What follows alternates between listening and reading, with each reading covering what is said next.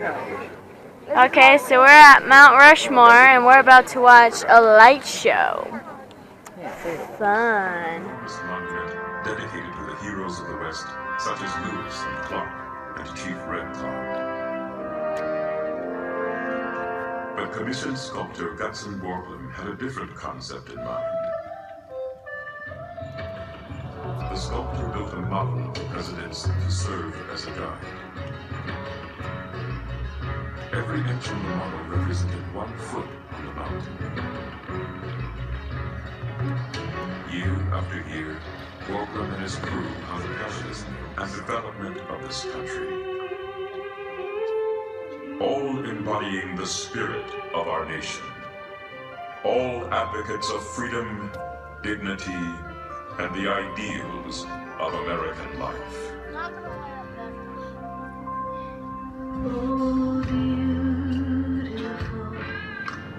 Now that's a cool looking wood bridge. Lower one going underneath the taller one. Now that is awesome looking.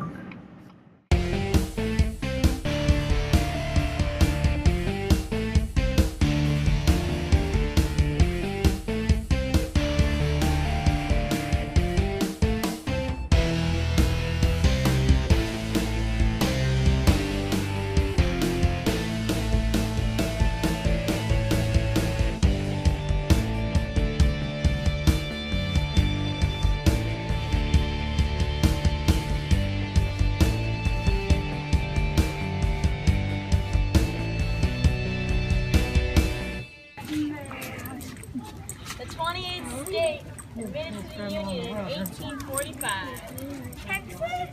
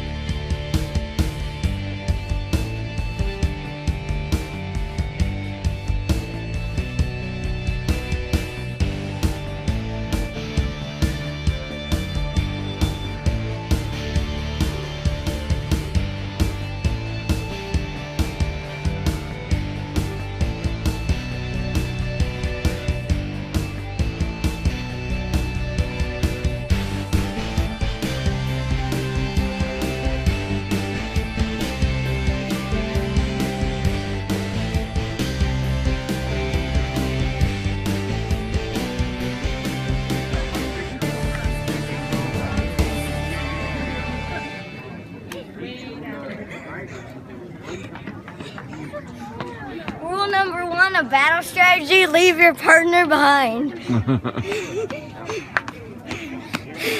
I'm going down with this. Well, you ran all the way up?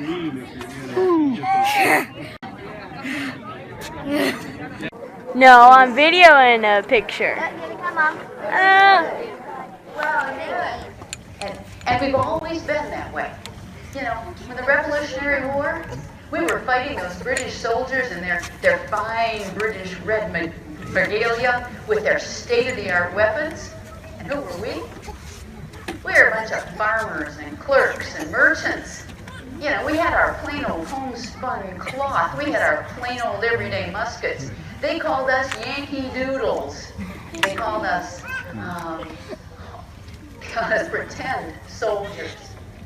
They said, hey, you know, we'll beat you in an instant. And I got to tell you, at first, it didn't look all that good. Battle after battle found us in retreat. And Valley Forge, soldiers freezing, supplies low. But you know what? We never gave up. No. We kept fighting, we persevered, and of course, we formed this great nation that we have. It wasn't long after that where they came after us again. This time what they did was to prevent ships from going into our ports. And they would stop some of our ships at sea, take our sailors, force them into the British Navy. Wow, hey, that can't be tolerated. President Madison said, enough is enough. And he declared war on England. Once more, little tiny America fighting the biggest navy in the entire world. And at first that navy ran roughshod up and down our coastline. It would stop ships from going in. It would go in and raid the cities. And of course, you know, the biggest insult of all, they went into Washington, D.C. They burned the Navy Yard. They burned our Capitol. And they burned the White House. And once they had captured Washington, they set their sights on Baltimore. Baltimore was not going to be so easy. Baltimore was protected by a large coastal fort, Fort McHenry. You wanted to take Baltimore? First, you needed to take Fort McHenry. And with exactly that in mind, 16 British ships came into the harbor. Now, on one of those ships, there were 3 Americans. One of them had been captured in Washington. The other 2 had come on board to secure his release, and they were successful. However, they were required to stay on the ship until the next day, because in the morning, the battle was going to begin. And so it did. At 6 a.m., those British cannons roared out. Shells and rockets exploded over that fort. And amidst this din, this roar of cannon fire, those 3 Americans stood on the deck of an enemy ship and watched. Now, they could see the fort very clearly. It's a large brick fort surrounded by a huge earthen berm, the rampart. Now, over the rampart, they could see the flagpole, and of course, at the top, the American flag, the stars and stripes.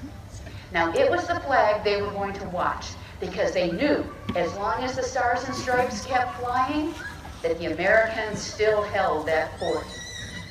Well, all morning long, the British continued to bombard that fort. Now, the cannons that the Americans had were totally inadequate. They just didn't have the range. The British ships were just too far away. But about midday, the English thought, hey, we were about that the Americans were ready to give up. So they sent a few of their ships in a little closer. Well, as soon as they got within cannon range, those American cannons roared out and pushed them back again. But of course, that meant the bombardment would continue. And so it did, all through the afternoon and into the evening. And by the last bits of daylight, by the last gleams of twilight, those 3 Americans got their last clear look at the stars and stripes over the fort. Now, throughout the night, the British kept bombarding. Rockets would whistle through the air and explode in great flames of red glaring light. And bombshells would explode over the fort, giving off a cascade of fiery shrapnel. And by these little bits of light, the 3 men would catch a gleam of the stars and stripes still flying over the fort. It gave them proof through the night that the Americans held on. Now as dawn approached, the British guns went silent. The ships lay in the harbor as if asleep, as if in repose. But what had happened? Had the Americans hung on? Did the Stars and Stripes still fly? Now those three Americans strained to see towards the port, towards the shore, but the mist lay over the harbor, just blocked their view. Now every once in a while, a breeze would come up and blow the mist away, so they'd almost catch a glimpse when another breeze would come and conceal it again. They had to wait. And so they waited. And they waited. Finally, the first rays of daylight broke over the horizon, and in the stream of light they saw it. The Stars and Stripes still flew. The Americans had held on. Now one of those men, so moved, so taken by the sight of that flag, that he wrote a poem. And I'd like to share that poem with you tonight. Oh, say, can you see by the dawn's early light what so proudly we hailed at twilight's last gleaming? Whose bright stars and bright stripes through the perilous flight o'er the ramparts we watched were so gallantly streaming? The rockets' red glare, the bombs bursting in air, gave proof through the night that our flag was still there. Oh, say, does the Star-Spangled Banner still wave o'er the land of the free, the home of the brave? On the shore, dimly seen through the mist of the deep, where the foe's haughty host in dread silence reposes, what is that the breeze o'er the towering steep, as it fitfully blows, first conceals, then exposes? Then it catches the gleam of the morning's first beam, and in glory reflected, it catches the stream.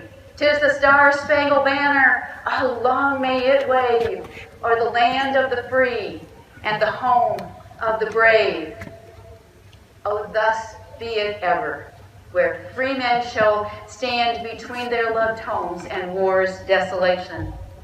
Blessed with victory and peace, may this heaven-rescued land praise the power that hath made and preserved us a nation. Now, conquer we must, when our cause it is just, and this be our motto: in God is our trust. And the Star-Spangled Banner in triumph shall wave o'er the land of the free and the home of the brave. Francis Scott Key, 1814.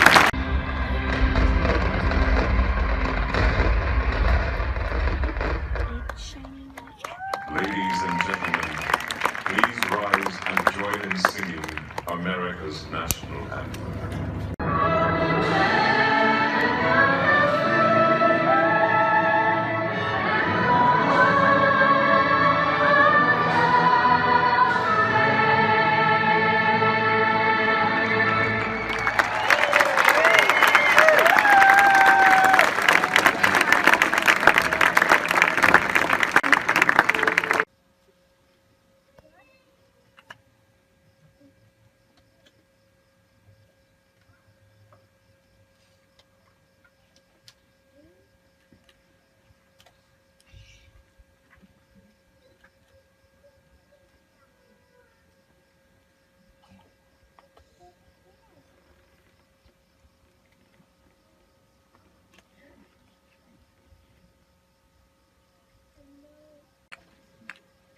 Serve to help protect us.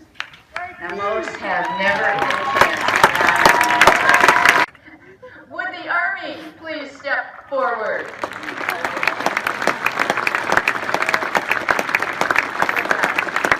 Would the Air Force please come forward? Now this will conclude our evening program tonight. So as all of these men and women rejoin their families, can we give them one last round of applause?